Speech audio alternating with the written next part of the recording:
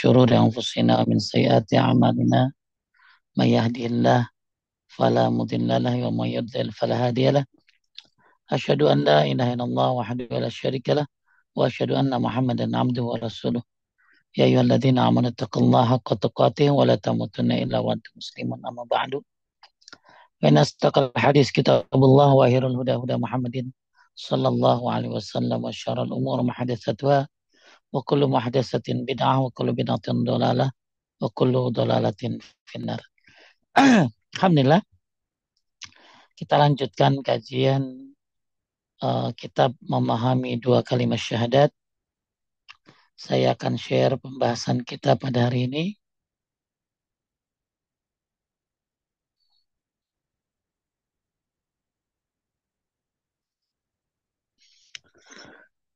Ini kitabnya. Baru sekali ketemu ya Teh, kitabnya ya? Belum ketemu Ustaz, masih dicari sama Risa. Hah? Kan baru sekali pertemuan. Oh, baru sekali pertemuan. Iya, iya. Ini pertemuan Iya, kedua iya. Ustaz. Iya, Iya, maaf ini. itu. Baik, kita sudah bahas tentang eh, apa kalimat la ilaha illallah. Kita sudah bahas tentang apa arti la ilaha illallah. Karena itu sekarang kita mau bahas makna la ilaha illallah sudah kita bahas. Dan sekarang kita masuk kepada kemarin rukun la ilaha illallah ada dua ya. La ilaha illallah itu ada dua rukun. Yang pertama apa? An-nafyu. An-nafyu itu berarti meniadakan, ya Mengingkari. meniadakan Ya, atau mendiang. mengingkari. La ilaha itu nama nafyu. Kemudian isbat illallah. Ya, illallah itu isbat namanya. Jadi rukun la ilaha illallah itu ada dua. Ada dua. Kemudian kita sekarang akan bahas tentang makna kalimat syahadat Muhammadur Rasulullah. Jadi kita ini lagi bahas rukun Islam ya, lagi bahas rukun Islam. Yang pertama adalah syahadat dan Muhammadur Rasulullah. La ilaha illallah asyhadu an la ilaha illallah wa asyhadu anna Muhammadar Rasulullah. Kemudian salat, zakat dan seterusnya. Taib kita masuk kepada makna kalimat syahadat Muhammadur Rasulullah. uh, yang pertama, makna kalimat Muhammadur Rasulullah bahwa Nabi Muhammad Sallallahu Alaihi Wasallam adalah utusan Allah. Maka yang pertama, ta'atuhu fima amar, yaitu mentaati apa-apa yang Rasulullah SAW perintahkan. Oh, Jadi kalau orang mengatakan asyhadu an la ilaha illallah, berarti dia tidak boleh menyekutukan Allah, dia harus tahu arti la ilaha illallah, dia harus tahu rukun-rukunnya, bahkan syarat-syarat la ilaha illallah. Nah sekarang banyak orang yang mengatakan Muhammadur Rasulullah.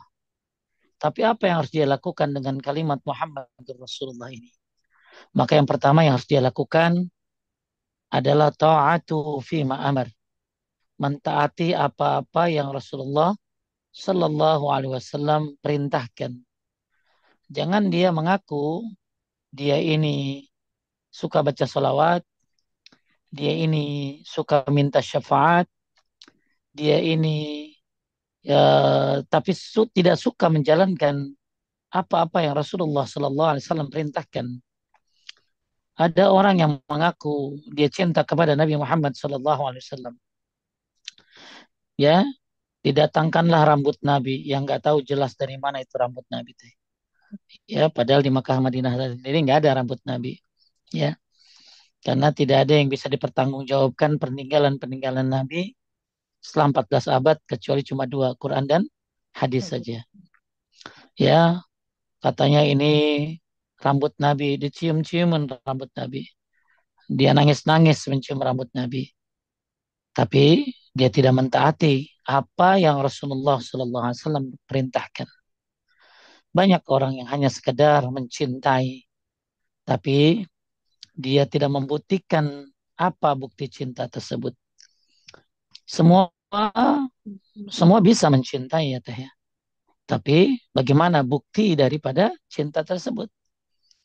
Semua mengaku saya mencintai Nabi Muhammad sallallahu alaihi wasallam. Tapi apakah mereka ta'atuhu fima amar? Mentaati apa yang Rasulullah sallallahu alaihi wasallam perintahkan. Sebagaimana firman Allah, "Wa may yuti'illaha wa rasulahu yudkhilhu jannatin tajri min tahtil anhar khalidina fiha wa dzalikal fawzul 'adzim." Artinya teh, Barang siapa taat kepada Allah dan Rasul-Nya, dia akan memasukkannya ke dalam surga-surga yang mengalir di bawahnya sungai-sungai, mereka kekal di dalamnya. Dan itulah kemenangan yang agung. baik ya, di sini siapa yang taat kepada Allah dan Rasulnya, ya. Bahkan di antara salah satu penyesalan-penyesalan manusia di akhirat yaitu karena tidak mengikuti Rasulullah Sallallahu Alaihi Wasallam. Bapak Ibu sekalian yang dimuliakan Allah Subhanahu Wa Taala, banyak sekali lagi orang yang mengatakan La ilaha illallah Muhammadur Rasulullah, tapi ternyata mereka tidak mengikuti apa yang diperintahkan oleh Rasulullah Sallallahu Alaihi Wasallam. Di dalam Al-Quran, surat Al-Ahzab ayat 66, Allah berfirman, "Yauma tuqallabu wujuhahum finnar, yaquluna ya laitana ata'na Allah wa ata'na Rasul." Pada hari ketika muka dalam neraka, mereka berkata, alangkah baiknya andaikan kami taat kepada Allah dan taat pula kepada Rasul. Surat apa teh? Al-Ahzab ayat 66. Surat Al-Ahzab ayat 66. 66. Sebentar saya ini. Hmm.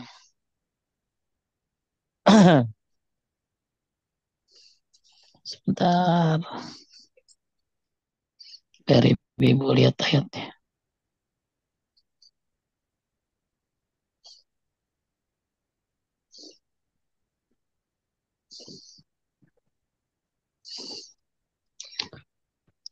Ada tak coba baca pada hari? Pada hari ketika muka mereka dibolak-balikan dalam neraka, mereka berkata, alangkah baiknya andaikan kami taat kepada Allah dan taat pula kepada Rasul. Nah, ini orang dibolak-balikan di neraka. Ya, dibolak-balik ya. Diapain kalau balik ya Allah, nauzubillah. Ya, dibolak-balikan wajahnya ya di dalam neraka. Muka mereka dibolak-balik teh. Ya. Orang ditampar bolak-balik kayak di dunia sakit. Ini dibolak-balikan wajahnya di dalam neraka. Sambil mereka mengatakan, ya laitana ata'ana Allah wa ata'ana Rasul. Alangkah baiknya andaikan kami taat kepada Allah dan taat kepada Rasul.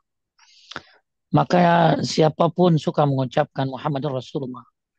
Kita sering dengar azan ada kalimat asyhadu an la ilaha illallah wa asyhadu anna Muhammad Rasulullah. Kita tahiyat baca syahadat. Ya, kita baca salawat. Tapi apakah kita taat kepada Rasulullah Sallallahu Alaihi Wasallam? Hati-hati, naudzubillah. Diapain teh mukanya?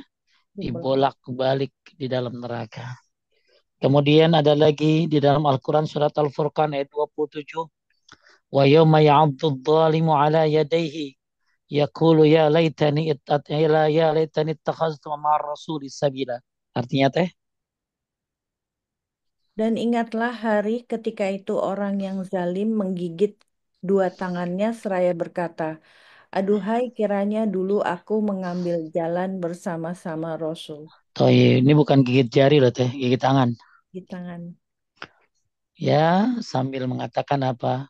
Ya laitani takhaztu ma'ar rasuli sabila. Kiranya dulu mengambil jalan bersama-sama Rasul. Maka jangan ikutin kiai kalau nggak ngikutin Nabi Sallallahu Alaihi Wasallam. Jangan ikutin Habib kalau dia tidak mengikuti Nabi Sallallahu Alaihi Wasallam. Jangan ikutin ustadz kalau dia tidak mengikuti Nabi Muhammad SAW. Ikuti ustadz Kiai Habib yang dia mengikuti Nabi Muhammad Sallallahu Alaihi Wasallam. Bahkan di dalam surat An-Nur ayat 63, Allah berfirman, "La taj'alu du'a ar-rasuli bainakum ka du'a'i ba'dikum ba'dan. Qad ya'lamu Allah alladhina yatasallaluna minkum liwaza falyahzaril ladzina yukhalifuna an amrihi an tusibahum fitnah aw yusibahum azabun alim." Artinya, Maka hendaklah orang-orang yang menyalahi perintah Rasul takut akan ditimpa cobaan atau ditimpa azab yang pedih. hati-hati menyalahi perintah Rasulullah Sallallahu Alaihi Wasallam, maka akan dapat cobaan teh, fitnah, akan dapat fitnah, ya, atau ditimpa azab yang pedih. Nauzubillah. Ya, makanya Bapak Ibu sekalian melihat Allah, yuk, ya, hindari diri kita dari cobaan, hindari diri kita dari azab dengan cara ittiba kepada Nabi Muhammad Sallallahu Alaihi Wasallam.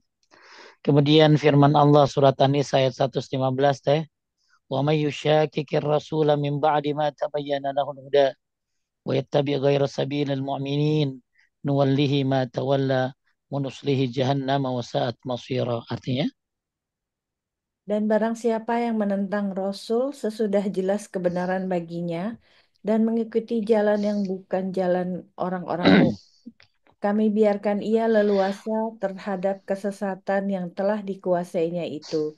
Dan kami masukkan ia ke dalam jahanam, dan jahanam itu seburuk-buruk tempat kembali.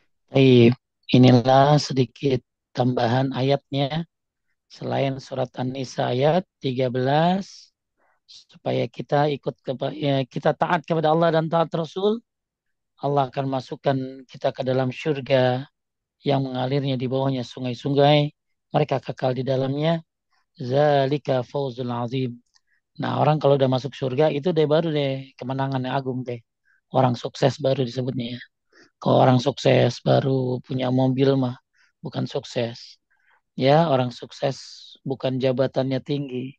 Orang sukses itu orang yang masuk dalam surganya Allah Subhanahu wa taala. Itu yang pertama. Ketika kita mengatakan Muhammadur Rasulullah, hendaklah kita punya komitmen ta'atuhu fima amar, mentaati apa yang Rasulullah Shallallahu Alaihi Wasallam perintahkan. Yang kedua, watasdikuhu fima akhbar, yaitu membenarkan apa-apa yang beliau Shallallahu Alaihi Wasallam sampaikan.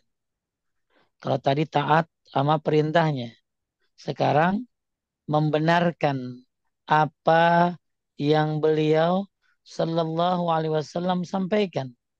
Kan Nabi teh memberikan kabar banyak, kabar masa lalu, kabar masa akan datang.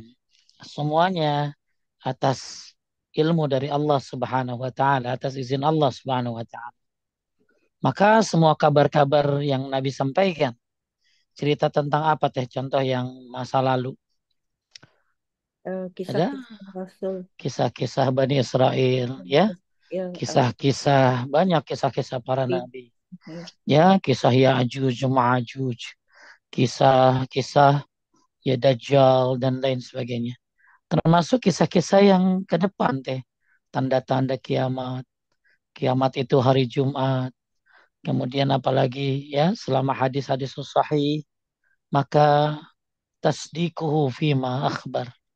Maka kita membenarkan apa yang beliau Sallallahu Alaihi Wasallam sampaikan. Sebagaimana Allah Subhanahu Wa Taala berfirman, Ya ayyuhalladzina amanu taqullah wa aminu birasulihi. Wahai orang-orang yang beriman, bertakwalah kepada Allah dan berimanlah kepada Rasulnya Muhammad Sallallahu Alaihi Wasallam. Banyak berita-berita yang disampaikan oleh Nabi Sallallahu Alaihi Wasallam tentang tanda-tanda akhir zaman, tentang manusia. Akan ada orang yang begini, orang yang begitu. Akan ada orang yang menghalalkan zina, menghalalkan sutra, menghalalkan khamar. menghalalkan musik. Ternyata semua sudah jadi kenyataan ya teh. Nah, ada banyak hal-hal berita-berita yang disampaikan oleh Rasulullah Shallallahu Alaihi Wasallam di masa yang akan datang. Maka tugas kita adalah tasdiquhu fi ma akhbar, membenarkan apa yang beliau Shallallahu Alaihi Wasallam sampaikan. Yang ketiga, ijtinabu ma naha anhu wa zajar, yaitu menjauhkan diri dari apa-apa yang Rasulullah Sallallahu Alaihi Wasallam larang. Sebagaimana Allah berfirman, wa ma atakum rasulu fahuzuhu wa ma nahakum anhum fantahu. Artinya, Apa-apa yang diberikan Rasul kepadamu, maka terimalah, dan apa yang dilarangnya bagimu, maka tinggalkanlah. taib, apa yang ya diberikan oleh Rasul kepadamu ya terima. Dan apa yang dilarangnya ya ditinggalkan. Jangan jadi Islam prasmanan. Gimana teteh Islam prasmanan? Cabut sana, cabut sini. Iya, Islam prasmanan itu ya yang dia enakan aja. Ya, yang dia senang dia ambil, yang dia nggak senang dia nggak ambil. Ya, maka gimana? Ya, orang Islam sesuai yang dia enak aja. Makanya Bapak Ibu sekalian yang muliakan Allah, kita suka membaca Muhammad Rasulullah. Bahkan mungkin ada orang gantung-gantung kalimat Muhammad Rasulullah. Sering dengar azan Muhammad Rasulullah. Bahkan mungkin Bapak Ibu pergi ke Raudhah, sudah lewat di makamnya, sudah pernah berada di Raudhahnya. Tapi apakah kecintaan itu hanya sekedar mengunjungi? Apakah kecintaan itu hanya sekedar mengatakan aku cinta? Maka salah satu konsekuensi Muhammad Rasulullah ijtinabu ma naha anhu wa zajar, menjauhkan diri dari apa yang Rasulullah Sallallahu Alaihi Wasallam tinggalkan. Ya, apa yang dilarang maka tinggalkanlah. Kemudian yang keempat, alla ya'budullaha illa bima syara, yang yaitu tidak beribadah kepada Allah melainkan dengan cara yang beliau syariatkan. Jadi kalau misalnya ibadah bisa bebas teh, ngapain diutus Nabi atuh? Kalau orang bebas berkreasi dalam ibadah, lalu buat apa diutus Nabi Muhammad SAW? Kalau orang boleh nambah-nambah dalam ibadah, boleh kreatif dalam ibadah, boleh edit, boleh delete, ya maka buat apa diutus Nabi Muhammad SAW? Apa artinya? Lanjut, kita wajib. Kita artinya kita wajib beribadah kepada Allah Subhanahu wa taala menurut apa-apa yang disyariatkan dan dicontohkan oleh Nabi Muhammad Shallallahu alaihi wasallam. Kita wajib ittiba kepada beliau Shallallahu alaihi wasallam, tidak boleh mengikuti hawa nafsu dan bid'ah karena setiap bid'ah adalah sesat. Allah Subhanahu wa taala berfirman, "Qul in kuntum tuhibbunallah fattabi'uni yuhibbukumullah wa yaghfir lakum dzunubakum wallahu ghafurur rahim." Artinya teh, Katakanlah Muhammad, jika kamu mencintai Allah, maka ikutilah aku. Niscaya Allah akan mencintaimu dan mengampuni dosa-dosamu. Allah Maha Pengampun, Maha Penyayang. taib. Bapak Ibu sekalian yang muliakan Allah Subhanahu wa taala, inilah makna kesaksian bahwa tidak ada ilah maaf ini dia. Inilah makna Muhammadur, inilah makna kesaksian bahwa tidak ada ilah sembahan dengan benar selain Allah, dan bahwasanya Nabi Muhammad sallallahu alaihi wasallam merupakan utusan Allah, merupakan fondasi dibangunnya agama Islam. Sesungguhnya Allah Azza wa Jalla tidak akan menerima amal tanpa syahadat. Jadi nggak diterima amal tanpa syahadat. Sebagaimana sabda Nabi SAW, umirtu an uqatilan nasa hatta yashhadu an la ilaha illallah wa anna Muhammadar Rasulullah. Aku diperintahkan untuk memerangi manusia hingga mereka menyatakan apa? Asyhadu an la ilaha illallah wa asyhadu anna Muhammadar Rasulullah. Tidak ada ilah yang berhak diibadahi dengan benar selain Allah dan bahwa Muhammad sallallahu alaihi wasallam adalah Rasulullah. Beliau sallallahu alaihi wasallam juga bersabda, "Man qala la ilaha illallah mukhlishan dakhalal jannah." Siapa yang menyatakan tiada ilah yang berhak diibadahi dengan benar selain Allah dengan penuh keikhlasan, maka ia masuk ke dalam surga. Taib. Ini sedikit dari penulis Ustaz Yazid bin Abdul Qadir Jawas tentang komitmen makna kalimat Muhammadur Rasulullah. Di sini ada tiga ya teh, ada empat ya teh ya. Iya, Yang Ustaz. pertama, ta'atuhu fi ma'amar. Mentaati apa yang Rasulullah SAW perintahkan. Yang kedua, tasdikuhu fi akhbar. Membenarkan apa yang beliau SAW sampaikan. Ijtinabu ma naha anhu wa zajar. Yaitu menjauhi diri dari apa yang Rasulullah SAW larang. Kemudian Allah ya'budallah illa bima syara'. Yaitu tidak beribadah kepada Allah melainkan dengan cara yang diajarkan oleh Nabi Sallallahu Alaihi Wasallam. Taib. Bapak Ibu sekalian ya karena Allah Subhanahu Wa Taala. eh, apa sih faedah mencintai Nabi Sallallahu Alaihi Wasallam? Kan kita tadi mencintai Nabi, tapi ya mencintai Nabi itu suatu luar biasa ya. Akan tetapi mencintai Nabi ini bukan hanya sekedar mengatakan aku cinta, tapi mencintai Nabi harus melaksanakan 4 komitmen yang sudah kita bahas. Nah sekarang apa sih faedah mencintai Nabi Sallallahu Alaihi Wasallam? Lanjut ya. Satu, mencintai Nabi Shallallahu Alaihi Wasallam merupakan sebab mendapatkan manisnya iman. Allah menjadikan sebab-sebab untuk mendapatkan manisnya iman. Di antara sebab tersebut adalah mencintai Nabi Shallallahu Alaihi Wasallam melebihi seluruh makhluk.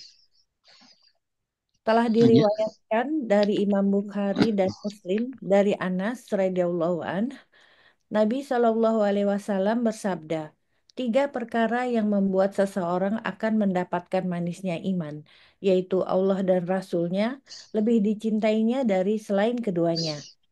Dia mencintai saudaranya, tidaklah dia mencintainya kecuali karena Allah, dan dia benci kembali pada kekufuran, sebagaimana dia benci dilemparkan ke dalam api. Jadi di sini ada 3 perkara yang membuat orang mendapatkan manisnya iman. Allah dan Rasulnya lebih dicintai daripada selain keduanya. Apa sih yang dimaksud manisnya iman teh? Yang dimaksud dengan manisnya iman, sebagaimana disebutkan para ulama rahimahumullah, adalah merasakan kelezatan melakukan ketaatan. Bersabar dan merasa nikmat dalam beragam. Dan yang demikian juga berpengaruh pada perihal keduniaan. Jadi teteh pengen merasakan manisnya iman. Apa yang disebut dengan manisnya iman? Manisnya iman itu merasakan kelezatan ketika melakukan ketaatan. Nikmat banget kalau melakukan ketaatan teh. Terus teteh juga sabar dalam beragama, ya, merasa nikmat dalam beragama. Apapun cobaannya kita terima dalam beragama. Ah, ini disebut dengan apa teh? Manisnya iman. Saya ulangi ya. Apa yang disebut dengan manisnya iman? Yaitu Anda merasakan kelezatan ketika melakukan ketaatan. Enak banget ibadah ya Allah.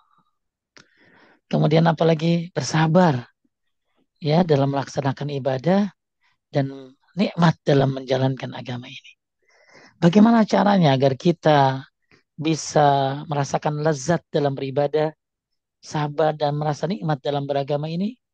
Yang pertama ini teh, mencintai Allah dan Rasulnya melebihi melebihi apapun, ya nggak boleh ada yang lebih daripada Allah dan Rasulnya. Maka siapa yang mencintai, termasuk siapa yang mencintai Nabi Muhammad Sallallahu Alaihi Wasallam, maka dia akan mendapatkan manisnya iman. Kemudian yang kedua lanjutnya. Dua, mencintai Nabi Shallallahu Alaihi Wasallam akan menjadikan seseorang bersama beliau di akhirat. Diriwayatkan dari Imam Muslim, Anas bin Malik radhiyallahu an berkata, datang seorang laki-laki kepada Rasulullah Shallallahu Alaihi Wasallam kemudian bertanya, kapan hari kiamat datang? Rasulullah Shallallahu Alaihi Wasallam bertanya, apa yang engkau persiapkan untuk hari kiamat? Dia menjawab, cinta Allah dan Rasul-Nya. Rasulullah Shallallahu Alaihi Wasallam berkata, engkau akan bersama orang yang engkau cintai. Jadi kalau kita cinta kepada Nabi Muhammad sallallahu alaihi wasallam, maka anta ma'aman ahbabta. Anda akan bersama dengan orang yang Anda cintai. Maka hati-hati konsekuensi cinta. Siapa yang cinta mau opa-opa tuh Korea bareng-bareng sono. Ya, bareng-bareng sono sama mereka. Siapa yang cinta ya kepada siapapun, maka Anda akan bersamanya. Maka jadikanlah cinta kita adalah cinta Allah dan Rasulnya. Ya, maka kita akan bersamanya nanti. Bersama dengan orang yang engkau cintai. Lanjut, Anas. Anas radio Anas radhiyallahu an berkata, tidaklah kami sangat bergembira setelah nikmat Islam, kecuali setelah mendengar sabda beliau Shallallahu Alaihi Wasallam. Engkau akan bersama orang yang engkau cintai. Anas radhiyallahu an berkata, maka sungguh aku mencintai Allah, Rasulnya, Abu Bakar, dan Umar radhiyallahu anhuma.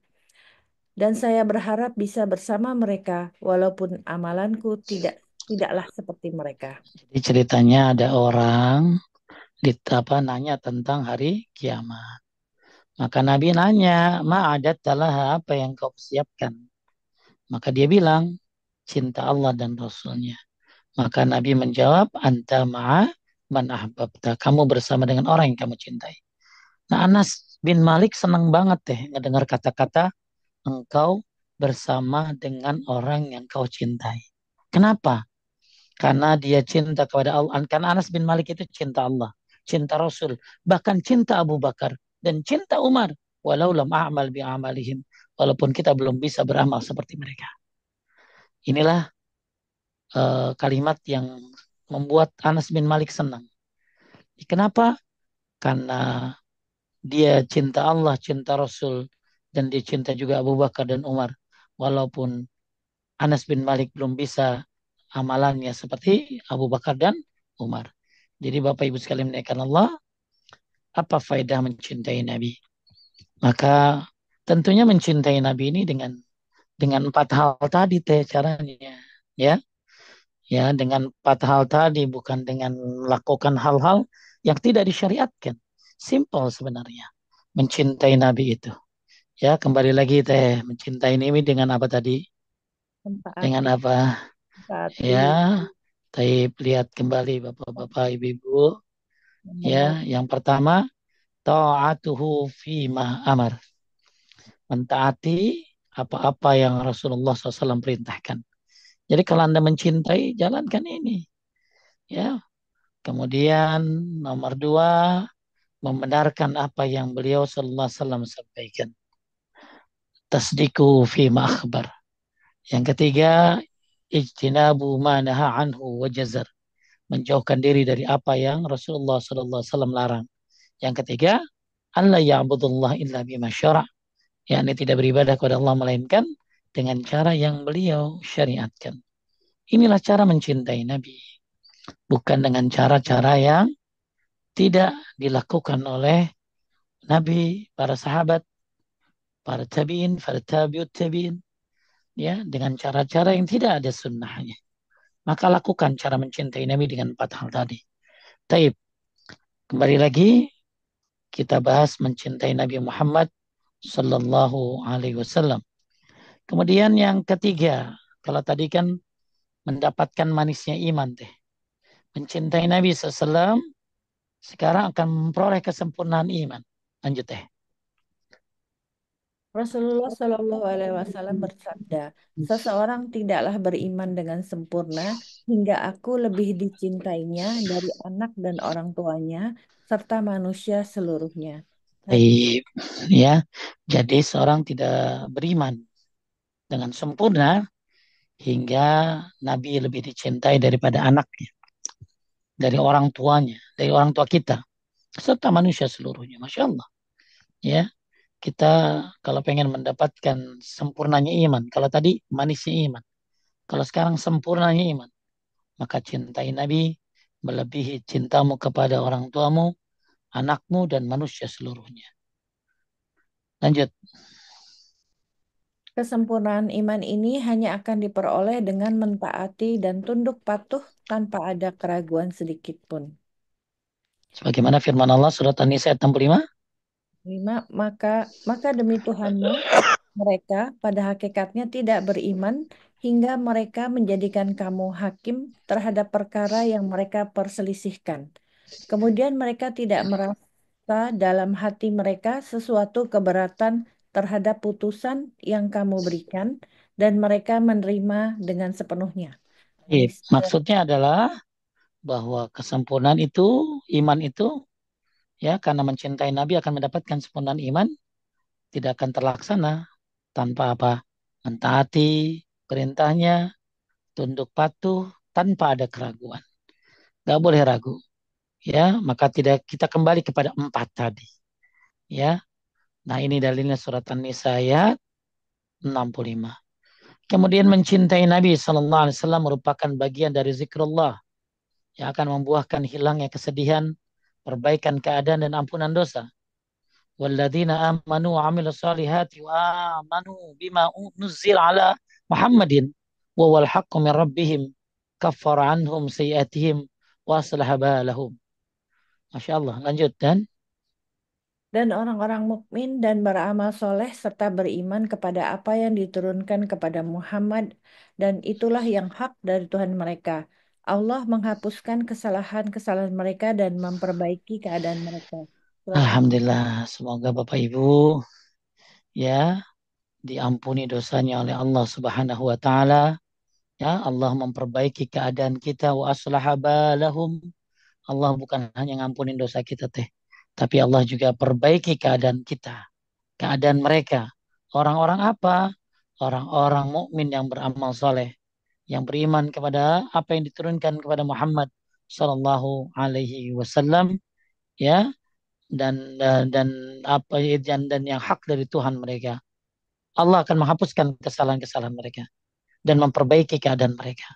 Makanya solusi agar perubahan ada pada diri kita, solusi agar dosa diampuni dosa-dosa kita, maka cintailah Nabi Muhammad Sallallahu Alaihi Wasallam. Ini adalah merupakan apa? Ya, merupakan bagian daripada buah daripada mencintai Nabi Sallallahu Alaihi Wasallam. Tapi tadi bagaimana cara mencintainya? Kembali kepada apa tadi teh? Empat tadi. Ya, ujung-ujungnya mencintai ini ada komitmennya, ada konsekuensinya. Itu kembali kepada empat tadi. Mudah-mudahan Bapak Ibu makin mencintai Nabi Muhammad SAW, karena mencintai beliau akan menyebabkan Allah hapuskan kesalahan-kesalahan mereka dan memperbaiki keadaan mereka. Mudah-mudahan ya Allah Subhanahu wa taala memudahkan kita untuk terus mencintainya dengan menjalankan apa teh perintahnya, ya, mempercayai segala beritanya, kemudian apalagi teh menjauhi segala larangannya, kemudian yang terakhir tidaklah beribadah kecuali dengan apa yang disyariatkan kepada Nabi Muhammad Sallallahu Alaihi Wasallam. Taib. Sekarang tadi kan cuma empat ya teh ya. Ya. Ya. Sekarang ada tambahan nih. Agar lebih maksimal kita dalam apa tadi? Mencintai Nabi Muhammad Sallallahu Alaihi Wasallam. Kalau tadi kita bahas tentang apa faedah mencintai Nabi. Ya, ya, mencintai Nabi merupakan sebab manisnya iman. Mencintai Nabi menjadikan orang bersama beliau di akhirat. Mencintai Nabi memperoleh kesempurnaan iman. Mencintai Nabi merupakan bagian daripada zikrullah dan merupakan hilangnya kesedihan, perbaikan keadaan dan ampunan dosa. Nah sekarang tadi sudah kita bahas dari kitabnya Syekh Yazid Abdul Qadir Jawas rahimahullah. Sekarang kita coba pembahasan dari pembahasan yang lain tentang bagaimana mencintai Nabi Sallallahu Alaihi Wasallam. Taib, yang pertama lanjut deh, meyakini. Pertama, meyakini bahwa beliau Shallallahu Alaihi Wasallam benar-benar utusan Allah Subhanahu wa Ta'ala, dan beliau adalah Rasul yang jujur dan terpercaya, tidak berdusta, maupun didustakan. Juga beriman bahwasanya beliau Shallallahu Alaihi Wasallam adalah nabi yang paling akhir, penutup para nabi. Setiap ada yang mengaku aku sebagai nabi sesudah beliau Shallallahu Alaihi Wasallam, pengakuannya adalah dusta, palsu dan batil. Ya harus yakin, jangan sampai nggak yakin kalau Nabi Muhammad itu Nabi terakhir teh. Soalnya ada di antara firqah-firqah sesat yang menyatakan bahwa ada Nabi sesudah Nabi Muhammad SAW. Ini kesesatan. Ada nggak teh? Pernah dengar? Pernah dengar Ustaz? Iya, ya kayak Mirza Ghulam Ahmad ya dijadikan sebagai apa? Nabi ya setelah Nabi Muhammad ini sebuah kesesatan. Jadi kita akan coba melebar bagaimana mencintai Nabi SAW yang tadi kan sudah kita bahas empat. Maka sekarang ada tambahan-tambahan tentang bagaimana mencintai Nabi.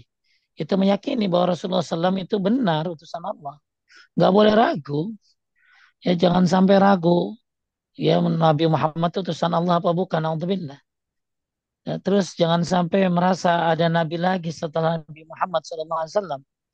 Maka siapa yang menyatakan ada Nabi setelah Nabi Muhammad SAW, maka dia telah sesat dengan kesesatan yang nyata. Ini yang pertama, meyakinlah. Kemudian yang kedua, mentaati perintah dan menjauhi larangannya. Tadi sudah kita bahas. Ya, tadi sudah kita bahas juga tentang surat An-Nisa ayat 13, 14 sampai 14. Kemudian tadi apa teh? Nyesel orang ya, nggak ikut Nabi. Sampai mukanya diapain tadi? Dibolak-balik. Dibolak-balik. Sampai gigit tangannya. Ya, bahkan kata Ibnu Taimiyah, apa kata Ibnu Taimiyah teh? Lanjut. Ibnu Taimiyah berkata, ketaatan kepada Allah dan Rasul-Nya adalah poros kebahagiaan dan tempat keselamatan yang pasti. Taib, ya. Karena dengan diutusnya beliau Sallallahu Alaihi Wasallam sebagai Rasulullah, manusia dapat membedakan kebenaran dan kebatilan dalam seluruh perkaranya. Syaikhul Islam juga menyatakan dengan diutusnya Muhammad Sallallahu Alaihi Wasallam, jelaslah sudah kekafiran dari keimanan, keuntungan dari kerugian, petunjuk dari kesesatan, penyimpangan dari kelurusan, kekeliruan dari kebenaran, ahli syurga dan ahli neraka, orang yang bertakwa dan orang yang fajir, dan mendahulukan jalan orang yang Allah karuniai nikmat dan kalangan para nabi, sedikit dan syuhada dan solehin dari jalannya, dan jalannya orang-orang yang dimurkai Allah dan sesat. Sehingga jiwa lebih membutuhkan untuk mengenal ajaran dan mengikuti Rasulullah Sallallahu Alaihi Wasallam. Bahkan teh kata beliau mengikuti Nabi Sallallahu Alaihi Wasallam ya daripada lebih lebih apa lebih dibutuhkan daripada kebutuhannya kepada makan dan minum. Karena jika tidak memiliki makan dan minum hanya terjadi kematian. Sedangkan jika tidak memiliki petunjuk akan mendapatkan azab. Paham teh? Orang kalau nggak makan, nggak minum paling mati. Tapi kalau orang nggak mendapatkan petunjuk, nggak mengikuti Nabi Muhammad SAW, ya maka sudah pasti orang ini akan mendapatkan azab. Naudzubillah. Bisa dipahami teh? Ya Allah Ustaz ya. Taib. Ya. Makanya kata Ibnu Taimiyah, ya eh, jiwa ini lebih membutuhkan untuk mengenal ajaran dan mengikuti Rasulullah SAW daripada kebutuhan pada makan dan minum. Orang nggak makan minum cuma mati paling. Tapi kalau orang nggak ngikutin Nabi Sallallahu Alaihi Wasallam, maka dia akan mendapatkan azab. Dia tidak akan mendapatkan petunjuk. Maka sudah menjadi kewajiban setiap orang menumpahkan seluruh kekuatan dan kemampuannya untuk mengenal ajaran beliau.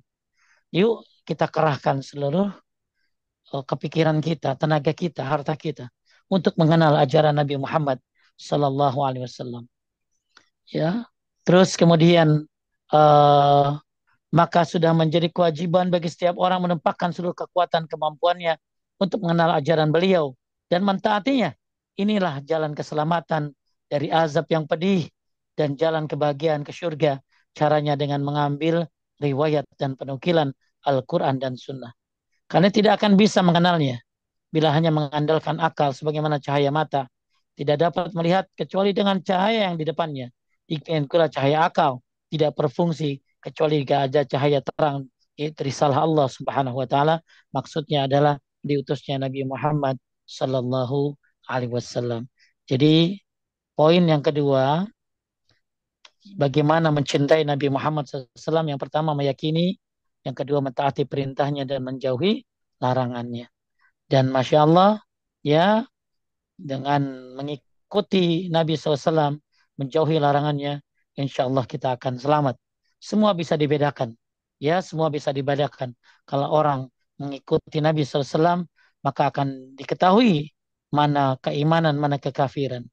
Ya, dengan diutusnya Nabi Muhammad akan diketahui mana yang untung, mana yang rugi, mana yang sesat, mana yang petunjuk, mana penyimpangan, mana yang lurus, mana kekeliruan, mana yang benar. Maka itu dengan diutusnya Nabi Muhammad SAW. Maka ikutilah Nabi SAW dengan mentaati perintahnya dan menjauhi larangannya. Kemudian kita sudah bahas tadi ini tambahan. Apa teh membenarkan berita-berita yang beliau sampaikan. Lanjut teh. Baik.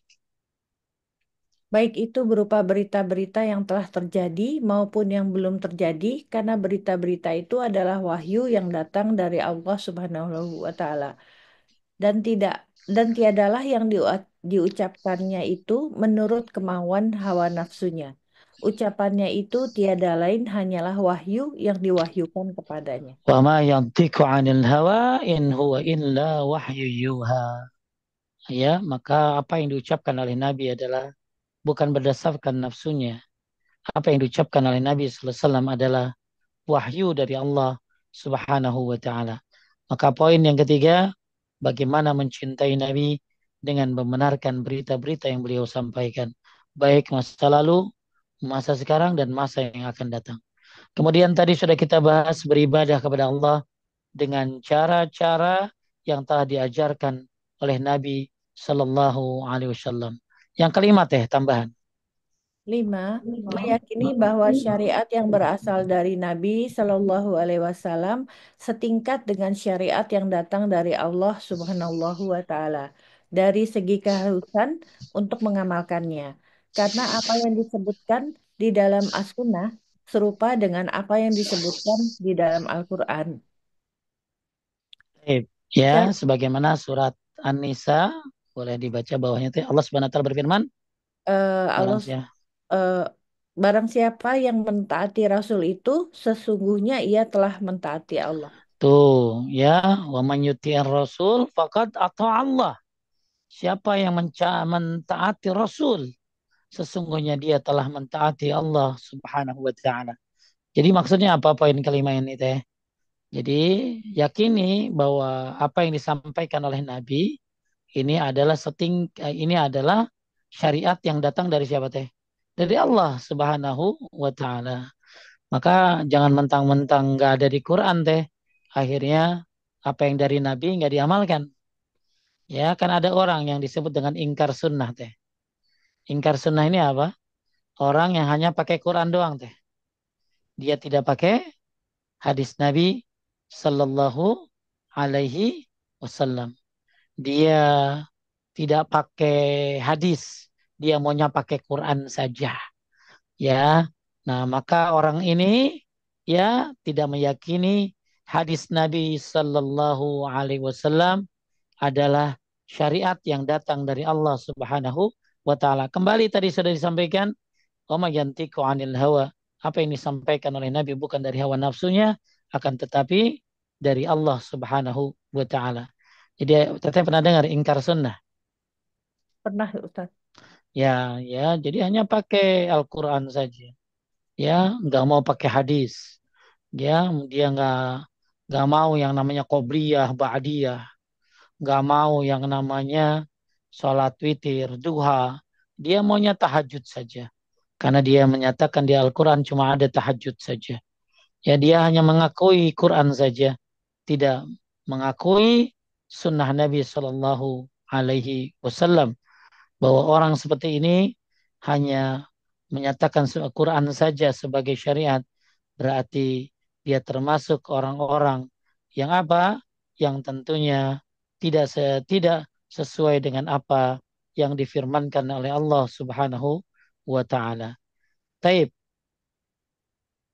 itu yang kelima, meyakini bahwa syariat yang berasal dari Nabi Sallallahu Alaihi Wasallam setingkat dengan syariat yang datang dari Allah Subhanahu Wa Taala.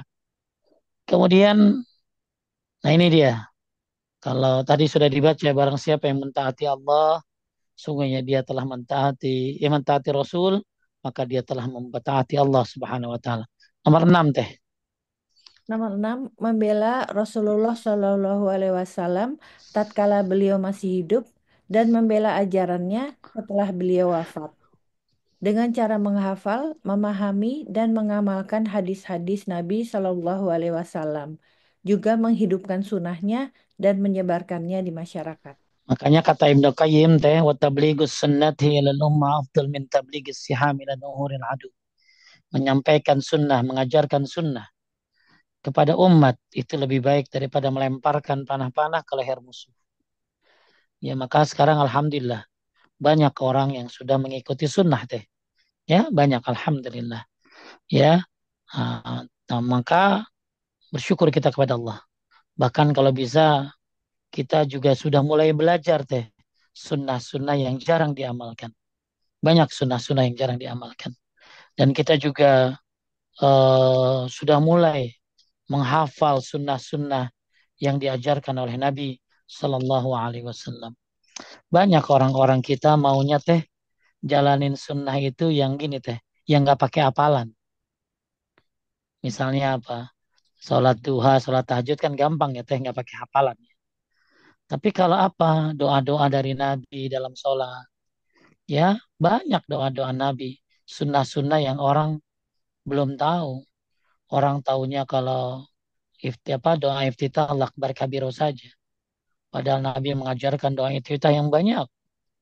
Ya, alhamdulillah ibu-ibu sudah hafal Allah maba'id baini. Alhamdulillah ibu-ibu sudah hafal. Alhamdulillah Allah akbar subhanaka Allahumma bihamdika wa tabaraka asmuka wa ta'ala jadduka wa la ilaha ghairu.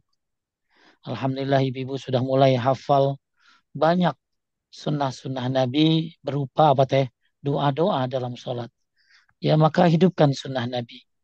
Banyak orang yang bisa mengamalkan sunnah Nabi kalau nggak pakai hafalan. Ya, tapi kalau udah pakai hafalan dia mundur teratur. Padahal bukan dia nggak bisa, dia nggak mau. Bukan dia nggak bisa, tapi mungkin kecintaannya kepada sunnah yang berupa perkataan kurang. Hanya senang yang berupa perbuatan saja. Dia senang sunnah-sunnah yang berupa perbuatan. Dia senang sunnah-sunnah yang nggak pakai ngapalin. Bagaimana mau hidup sunnah Nabi kalau tidak ada yang menghafalnya? Maka alhamdulillah banyak sudah ibu-ibu yang sudah menghafal doa sujud bukan hanya subhana rabbiyal a'la. Doa tahiyat bukan hanya yang dari Ibnu Abbas dan Ibnu Mas'ud saja. Ibu-ibu sudah menghafal salawat Ibrahimiyah yang terbaik seperti apa. Ibu-ibu sudah banyak menghafal doa sebelum salam seperti apa. Alhamdulillah. Niatkan. Itu semua adalah kecintaan kepada Nabi Muhammad Sallallahu Alaihi Wasallam. Karena banyak sekali orang-orang yang kalau kalau sunnah-sunnah yang berkaitan dengan perbuatan, mereka akan cepat ngamalin. Tapi kalau sunnah-sunnah berupa bacaan-bacaan dalam sholat, ya sunnah-sunnah kalau lagi ruku bacaannya apa, i'tidal bacaannya apa, yang bukan biasa kita dulu pelajari ya teh ya. Ya, kita mah dulu pelajarin kan yang itu-itu doang. Padahal Nabi banyak ngajarin. Maka kata Imam Bukhari, orang yang menghidupkan sunnah Nabi yang mati, mereka adalah mukmin pilihan, mukmin yang terbaik. Kata siapa Imam Bukhari, mukmin terbaik adalah mukmin yang menghidupkan sunnah Nabi yang mati. Maka disuruh bersabar dalam menghidupkan sunnah ini. Kenapa disuruh bersabar? Karena kalian sedikit. Kalian sedikit. Ya, kalian adalah orang yang sedikit. Kalau kalian menghidupkan sunnah Nabi SAW yang mati. Maka alhamdulillah sudah banyak sunnah menyebar. Maka saya harapkan Bapak Ibu mulai mengamalkan sunnah-sunnah yang jarang diamalkan.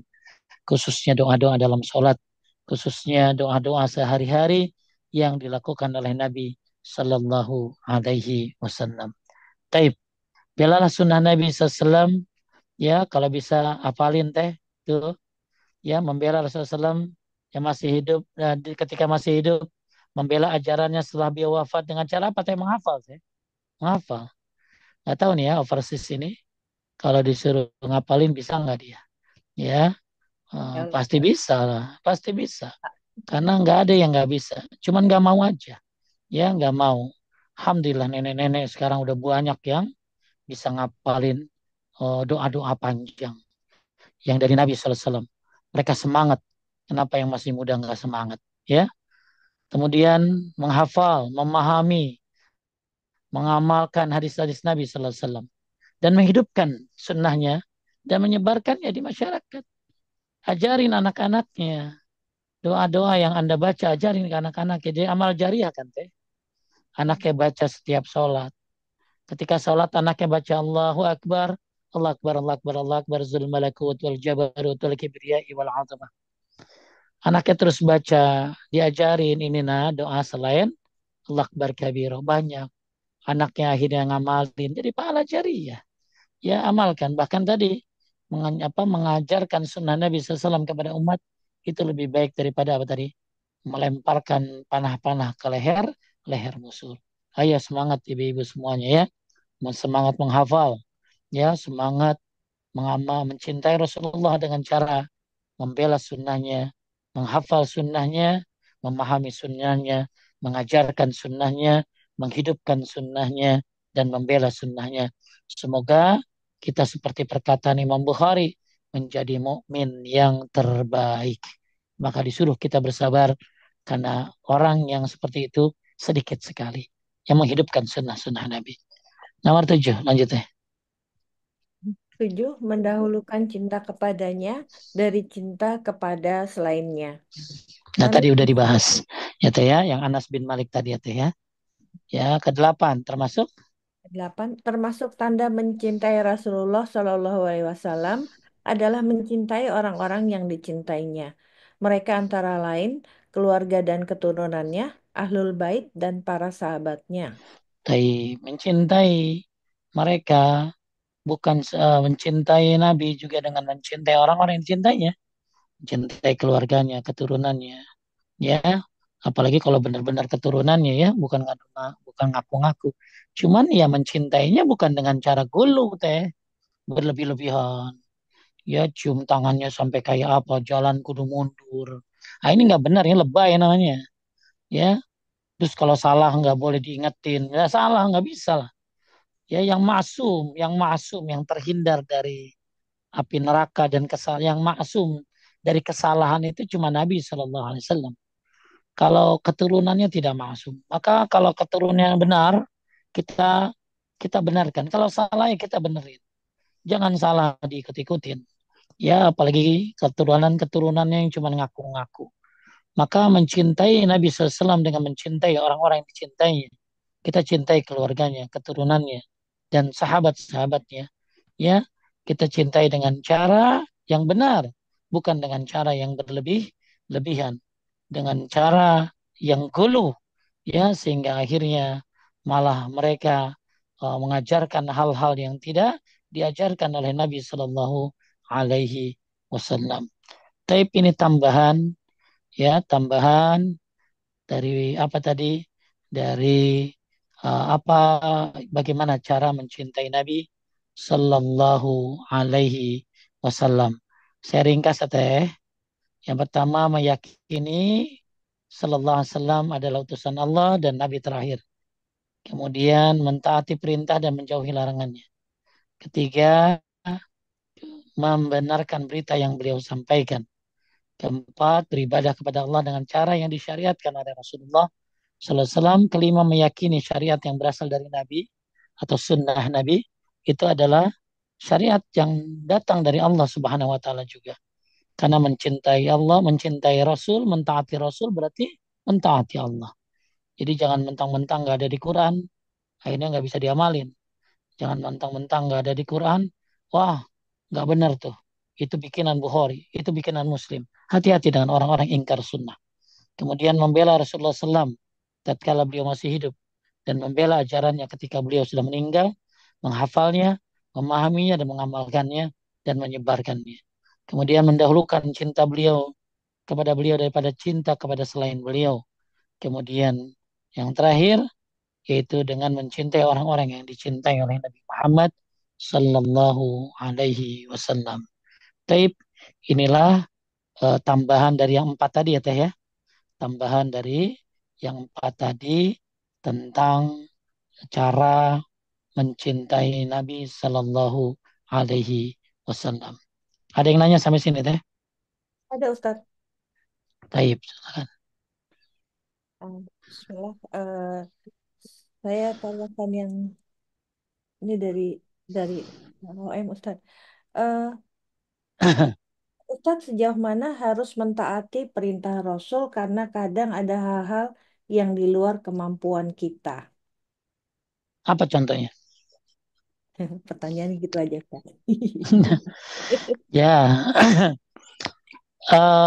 saya minta contoh gitu ya. Ya, bisa Contoh, dalam perintah-perintah Rasul ini kan ada yang wajib, ada yang sunnah. Kalau yang wajib ya nggak ada kata kata nggak bisa. Ya, seperti sholat 5 waktu, puasa Ramadan, dan hal-hal yang wajib berbakti kepada orang tua, istri berbakti kepada suami. Ya, itu hal yang harus ditaati, nggak bisa, nggak ada kata kompromi. Tapi ada hal-hal yang sunnah yang bisa kita lakukan semampunya. Ya, misalnya Nabi tahajud 11 dengan witir. Maka kita semampunya berapa yang kita mampu. Kalau ada yang bisa sampai mencontoh Nabi sampai 11, ya maka Masya Allah luar biasa.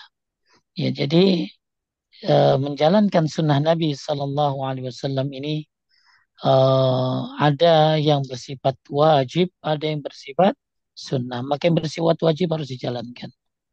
Tapi kalau yang bersifat sunnah, ya maka lakukan sesuai dengan kemampuannya, sesuai dengan kemampuannya. Taib, lanjut ada lagi? ya, Ustadz masih. Ya, Ustadz tadi eh, ada hadis yang tentang soal perang itu Ustadz, apakah itu yang mendasarkan Islam menjadi apa namanya? Apa yang berperang apa namanya? Teroris Ustadz. Mau ngomong teroris gitu sih. Dan saya memerangi sampai orang-orang yang tadi di buku barusan taib. Pak itu siapa yang nanya? saya Teteh yang nanya? Ah, taib. Jadi saya gini teh, ya perlu dibedakan. Nah, Islam itu berperang dengan hal-hal banyak hal. Ya, pertama mereka, teteh coba saya tanya teh. ya Kak. Zaman zaman dulu apa masih suatu daerah pakai apa? Zaman dulu Islam masuk lewat kalau di Bukan, Nusantara bukan, bukan, pakai bukan, bukan, bukan. Zaman dulu orang-orang ya. Zaman dulu seperti Yunani, Persia untuk menaklukkan sesuatu bagaimana cara? perang Ustadz. Kenapa kita yang perang dibilang teroris, mereka yang perang nggak bisa dibilang teroris? Itu paham ya?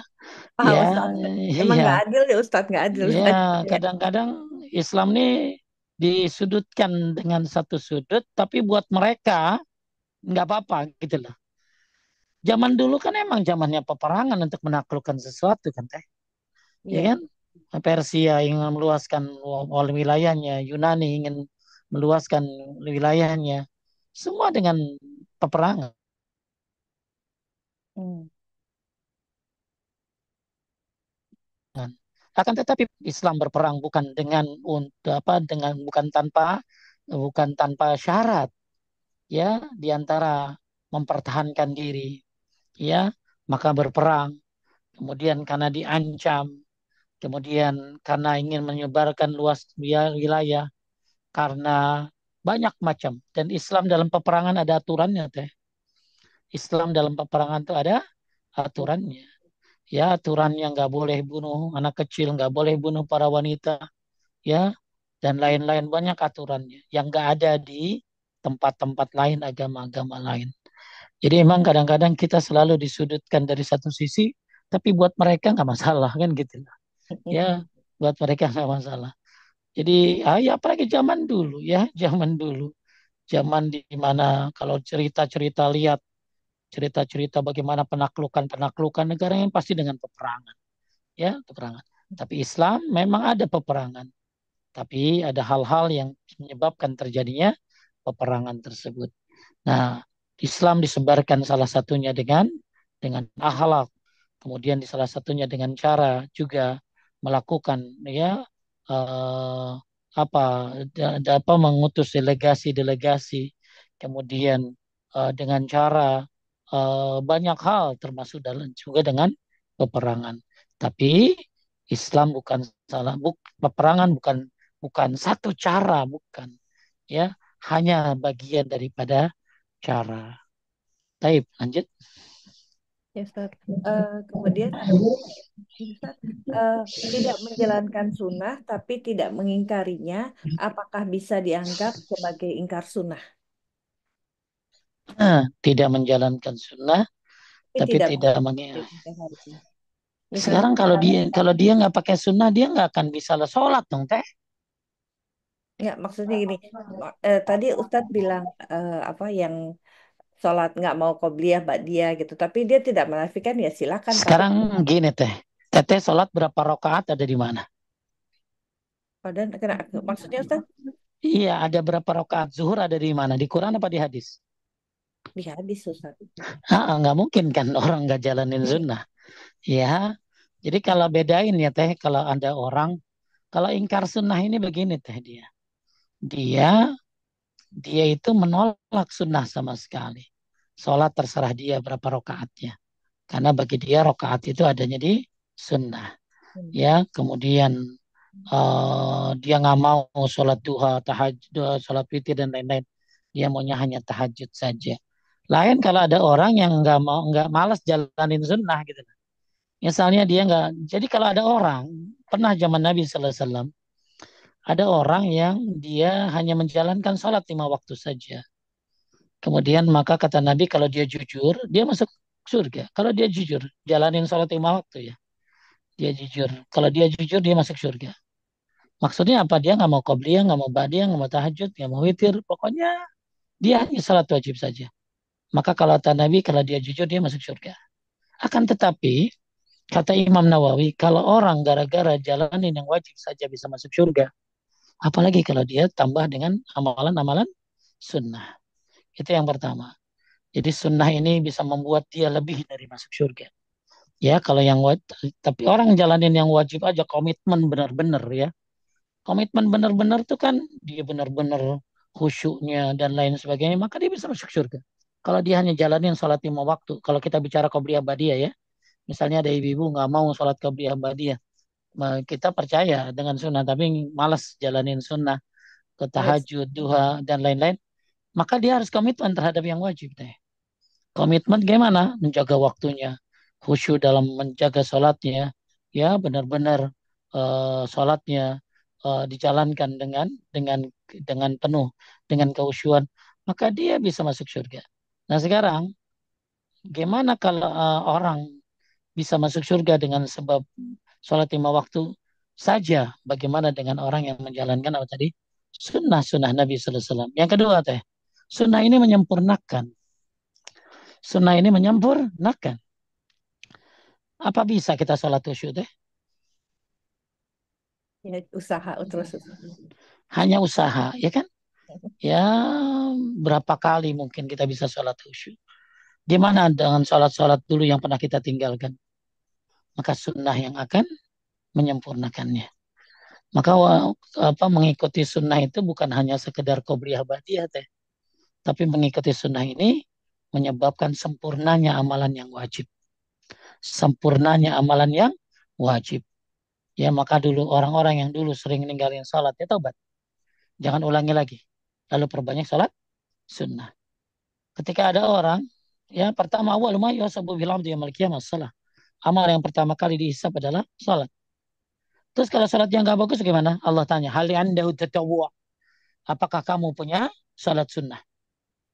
Jadi kalau ada orang yang salat wajib ya benar bagus, mantap. Tapi kalau nggak mantap, nggak bagus, ya pernah dia tinggalin, maka Allah bertanya, hal anda tatawwu? Apakah dia punya salat sunnah?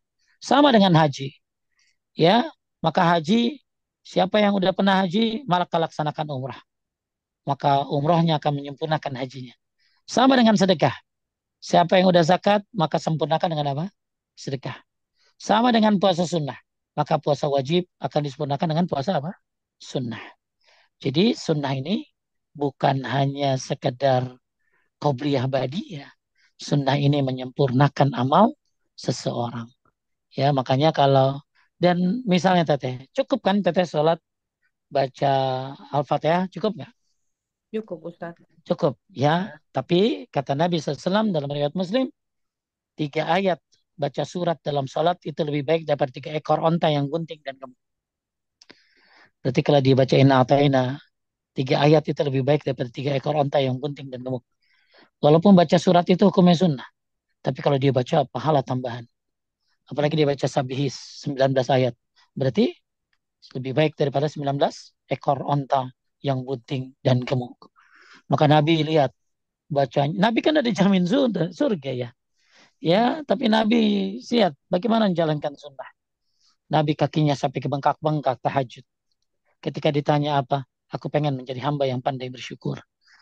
Makanya tidak salah orang hanya sholat wajib saja. Cuman masalahnya emang udah yakin dia bisa menjaga sholat 5 waktunya. Emang sudah sempurna, ya. Emang dia nggak butuh tambahan. Dagang aja dipakai, dia kerja aja pakai tambahan, ya. Dia sudah punya kerjaan, dia tetap nyari sampingan, ya. Tapi kenapa untuk amal ibadah dia nggak butuh amal-amal yang sunnah? Padahal ini bisa menyempurnakan, bahkan ini bisa menambah pahala dia. Walaupun dia salat wajib, baca Al-Fatihah saja sudah sah. Akan tetapi kalau dia baca surat dalam salat, makin banyak, maka itu makin banyak pahalanya. Masya Allah. Lanjut. dan Ustadz ini masih berkaitan dengan sholat. Assalamualaikum Ustadz, izin bertanya di luar tema. Ustadz pada saat sholat di tahiyat awal dan akhir menggerak-gerakkan jari. Apa ada dalilnya Ustadz? Jazakallah khair. Ada, ada ya taharrak, ya menggerakkan. Maka kalau ada orang tahiyat itu macam model teh ya. Dia begini aja kan menggerakkan ya. Gitu ya. Jadi ada banyak macam ya. Ada banyak macam eh, dan itu hukumnya sunnah teh. Nah itu dia. Ya.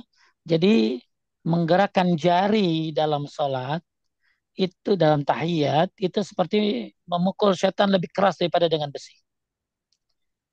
Jadi kalau ada orang nanya apa dalilnya, itu dalilnya tadi. Menggerak-gerakkan jari dalam sholat lebih keras bagi setan daripada memukul dengan besi. Makanya ada banyak macam model-model tahiyat. Ya, ada yang dari awal diam saja, ya. Ada yang dari awal gerak-gerak, ya. Ada yang begitu asyhadu alla ilaha illallah begini, baru tutup lagi. Ada yang asyhadu alla ilaha illallah begini, lalu terus saja sampai akhir. Ada juga yang begitu mengucapin Allah baru bergerak, at-tahiyatulillah, baru tutup lagi as-salatu as-salatu, terus setiap ngomong Allah dia begini. Banyak modelnya. Intinya ulama berbeda pendapat tentang mana yang afdal. Tapi kalau Anda nanya apa dalil orang menggerak-gerakkan dalam sholat, ada dalilnya. Ya, lebih keras bagi syaitan daripada pukulan dengan besi. Nah, makanya cuman hukumnya apa tadi? Sunnah. Ya, sunnah orang mengangkat tangannya seperti ini, itu sunnah. Seandainya ada orang yang begini aja sah, sah, ya. Tapi supaya afdol dia mengangkat tangannya. Maka ada yang diam, ada yang digerak-gerakkan, ada lagi yang begini. At-tahiyatul mubarakatuh salawat dia diam aja begitu. Assalamualaikum baru dia gerak-gerak. Ya, ini kombinasi pada pendapat Syekh bin Shalih Al Utsaimin itu kombinasi dari 2 hadis. Taib, lanjut ada yang nanya? Masih ada satu, Taib, masih ada tiga Ustadz. boleh. Ah, Bismillahirrahmanirrahim. Eh, Ustadz, apakah keturunan Nabi atau Habib-Habib, apakah mencintai keturunan Nabi juga dianggap sebagai mencintai Nabi? Maksudnya mencintai Nabi dan keluarganya atau hanya Rasulullah? Ini sudah dijawab.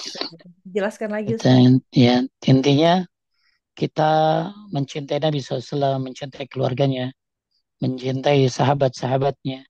Ya, bahkan kita juga mencintai kaum muslimin. Ya, mencintai kaum muslimin. Cuman dalam mencintai ini kadang-kadang orang suka salah paham gitu loh ya. Salah paham. sehingga mereka mencintai, contoh mencintai keluarga Nabi, Ahlul Bait. Kita mencintai keluarga Nabi, masa kita nggak cinta sama Ali, nggak cinta sama Fatimah, nggak cinta sama Hasan dan Husain? Oh, cinta ya. Akan tetapi kita tidak berlebihan dalam mencintai mereka, ya, sehingga akhirnya berlebihan seperti orang-orang Syiah mencintai Hussein, mencintai Ali. Kita tidak berlebihan seperti orang awam kepada Habib-Habib, ya, sampai luar biasa gulunya mereka, berlebihannya mereka, ya. Kita mencintai mereka, ya, dengan cara menghormati mereka. Tapi kalau mereka benar, ya, kita teruskan kebenarannya. Dan kalau mereka salah, kita kasih nasihat. Ya, jadi mencintai keluarga Nabi Shallallahu Alaihi Wasallam itu termasuk, ya, bagian daripada mencintai Nabi Sallallahu Alaihi Wasallam. Cuma dengan cara yang diajarkan oleh Nabi Sallallahu Alaihi Wasallam. Gimana caranya teh? Tidak Iya. berlebihan, tidak gulu, ya, tidak gulu. Taib, lanjut. Eh, Ustadz, apakah kita harus bermazhab dari mazhab yang empat? Bolehkah kita mengambil satu ketentuan dari satu mazhab dan ketentuan lain dari mazhab yang lain? Bermazhab itu boleh, tapi yang nggak boleh itu fanatik deh. Bedain ya antara bermazhab dengan fanatik. Kalau bermazhab itu boleh, akan tapi yang nggak boleh itu adalah fanatik terhadap mazhab. Sehingga apapun dari luar mazhabnya mereka nggak terima. Pokoknya harus mazhab fulan. Kalau nggak mazhab fulan saya terima. Ini namanya fanatik. Ya, jadi Anda bermazhab boleh, yang nggak boleh adalah fanatik. Dan yang kedua, pastikan ujung-ujung dari mazhab, pendapat dari mazhab tersebut adalah ada dari Quran dan Sunnah Nabi Sallallahu Alaihi Wasallam. Karena bagaimanapun Imam Malik rahimahullah, Imam Abu Hanifah, Imam Ahmad, Imam Syafi'i rahimahumullah, mereka semua adalah manusia biasa, bisa salah. Ya maka fa in sahal hadis fahiya mazhabi. Kalau hadis itu sahih maka itulah mazhabku. Ya, jadi mengikuti mazhab ini boleh. Akan tapi yang nggak boleh adalah fanatik. Ya yang ada adalah fanatik. Ya banyak orang fanatik. Nggak boleh itu fanatik. Yang kemudian gini, bolehkah kita ngambil satu pendapat dari mazhab ini? Satu pendapat dari mazhab ini. Selama ada dalilnya. Selama didukung oleh dalil yang sahih. Ya untuk kasus A, kadang-kadang yang bagus pendapat Imam Syafi'i dan Imam Ahmad. Tapi dalam kasus B yang bagus adalah pendapat Malik dan Abu Hanifah. Dalam kasus C kadang yang bagus Imam Syafi'i, Imam Malik, Imam Ahmad, kemudian dalam kasus lainnya yang bagus. Jadi kita mengambil salah satu pendapat dari mereka dalam satu kasus selama ujung-ujungnya rujukannya adalah Quran dan Sunnah, itu tidak mengapa. Ya tidak mengapa. Yang nggak boleh gini teh, ngambil yang enak-enak dari mazhab teh. Yang enak diambil, yang nggak enak ya tinggalin. Pokoknya yang mudah-mudahin dia mulu gitu loh. Diambil, dia nyari ya tadi prasmanan aja.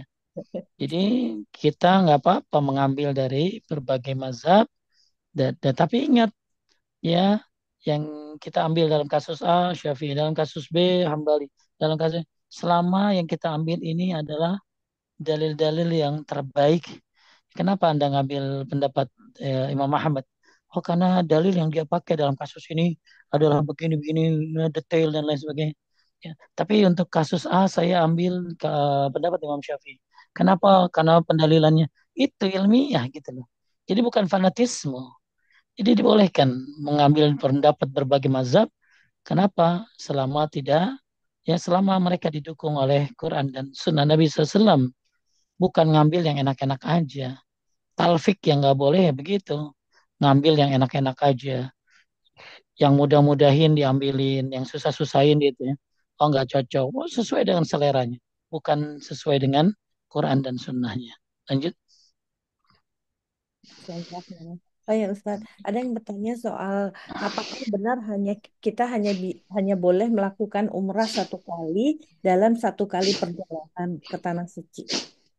Sebenarnya yang sunnah dari Nabi dan para sahabat ya satu kali. Ya satu kali saja.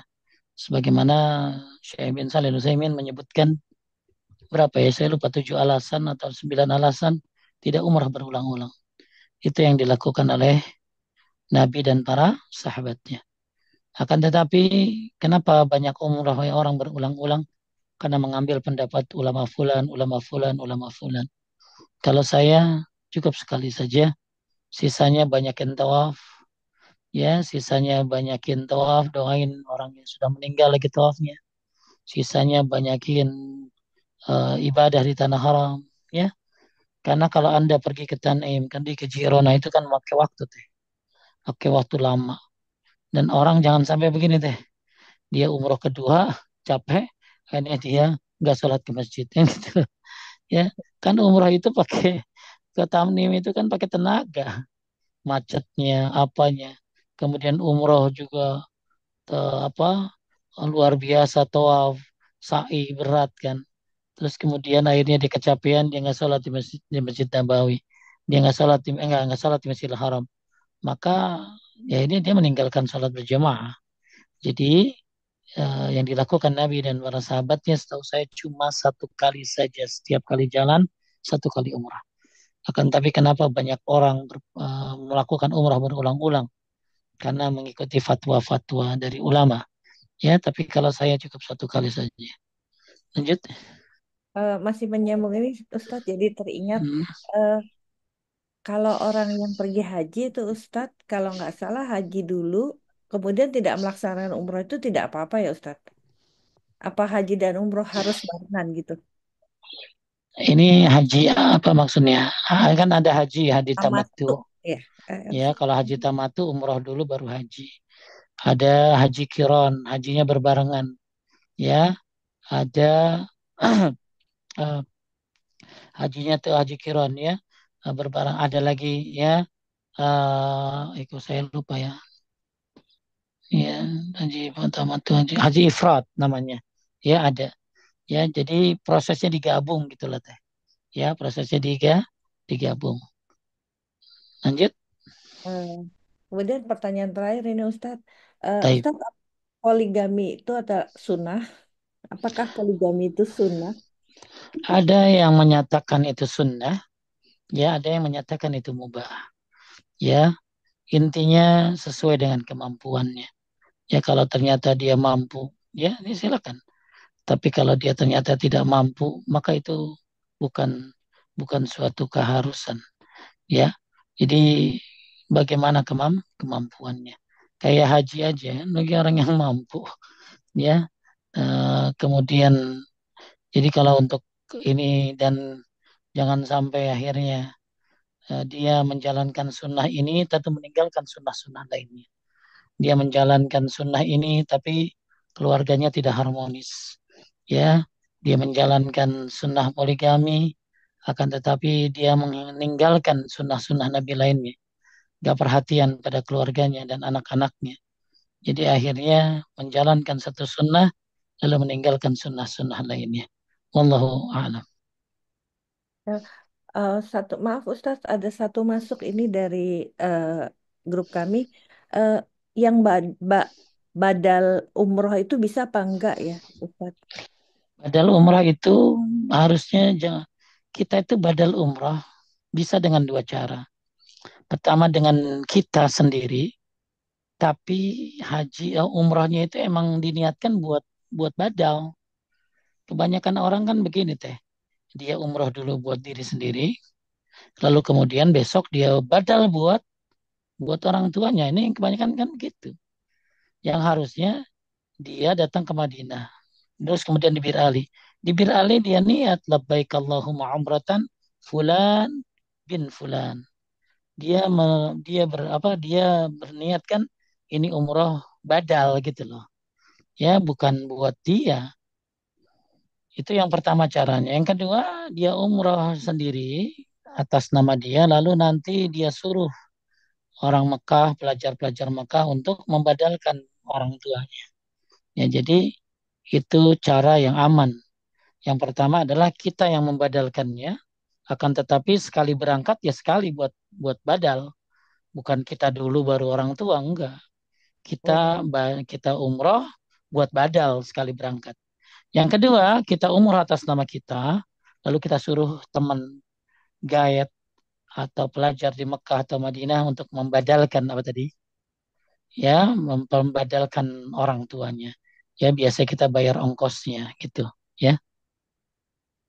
Terus ini ada berkaitan Ustaz, kalau badal umroh itu apa yang membadalkan mendapat pahala umroh juga? Kalau ada dua pendapat ulama, yang pertama dia mendapatkan pahala dari dari umrohnya dan dari ibadah di sana. Jadi yang badalin ya dapat pahalanya. Ya, pahala umrohnya, pahala ibadahnya. Ada pendapat yang kedua, dia hanya dapat pahala ibadahnya, sholat di Masjidil Haram, ya tawaf sunnahnya. Tapi untuk umrohnya, badal umrohnya buat yang dia niatkan. Jadi ada dua pendapat tentang bagaimana pahalanya gitu lah. Yang pendapat pertama dia dapatkan semuanya. Saya badalin bapak saya, maka saya dapat pahala umrah bapak saya. Saya dapat juga pahala sholat di Masjidil Haram, tawaf sunnah dan lain-lain. Pendapat kedua, saya hanya dapat pahala sholat di Masjidil Haram, tawaf sunnah, tapi untuk pahala umrahnya buat bapak saya. Gitu. Ya, gitu, Ustaz. Selesai. Habis. Baik. Dan Alhamdulillah Rabbil Alamin. Ibu-ibu sekalian menaikkan Allah. Mudah-mudahan makin cinta kepada Rasulullah Sallallahu Alaihi Wasallam, makin memahami apa itu Muhammadur Rasulullah. Janganlah sampai kita mencintai Nabi, akan tetapi kita tidak melakukan apa yang diperintahkan oleh beliau, tidak meyakini beliau, tidak meninggalkan larangan, tidak membela sunnahnya, tidak mengajarkan sunnahnya, tidak mendahulukan perkataannya, dan bahkan kita jauh dari sunnah-sunnahnya.